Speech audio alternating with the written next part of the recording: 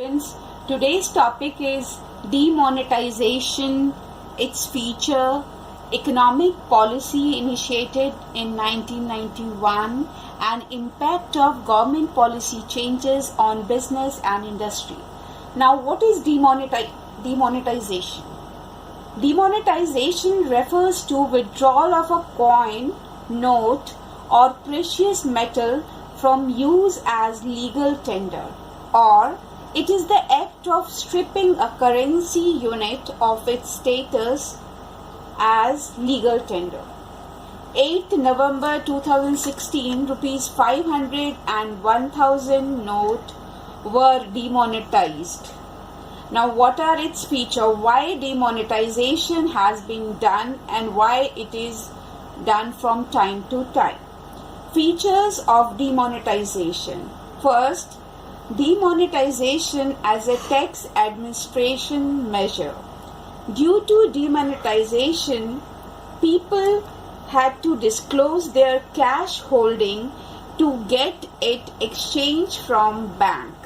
So, those having black money had to disclose their uncounted wealth and pay tax at penalty. Second, non-tolerance of tax evasion. Demonetization also indicated that government will no longer accept tax evasion.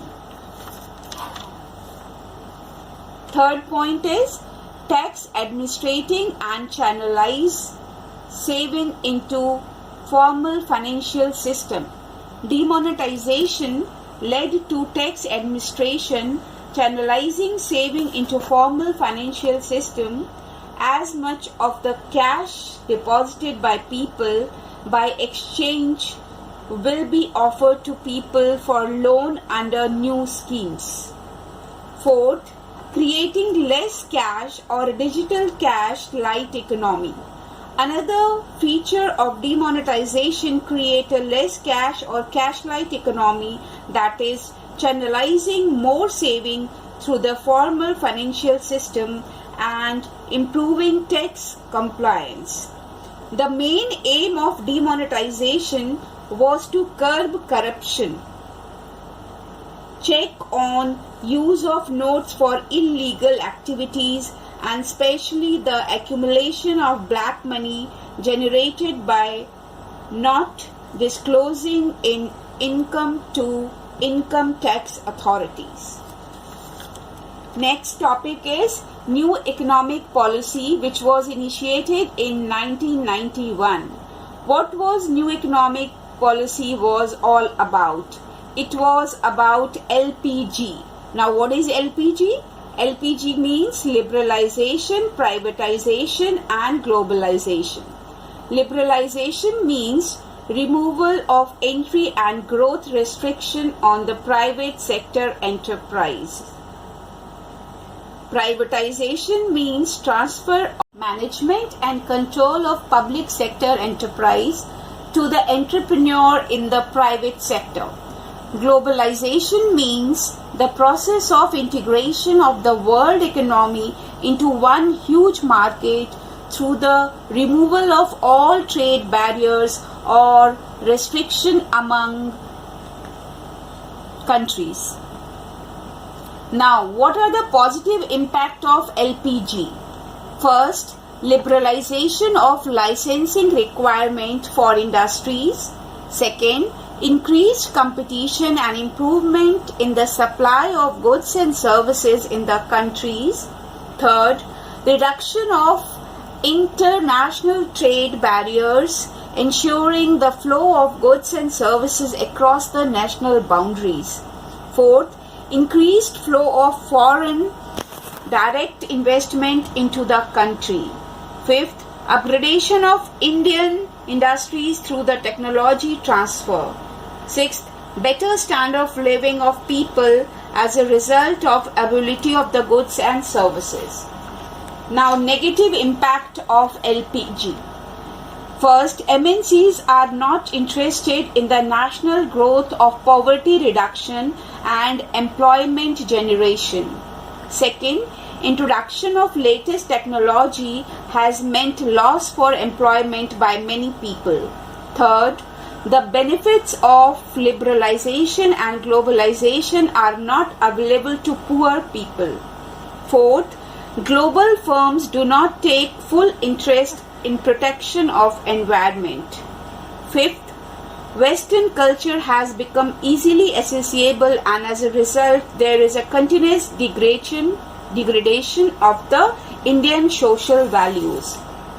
Now last topic is impact of government policy changes on business and industry. First is increasing competition.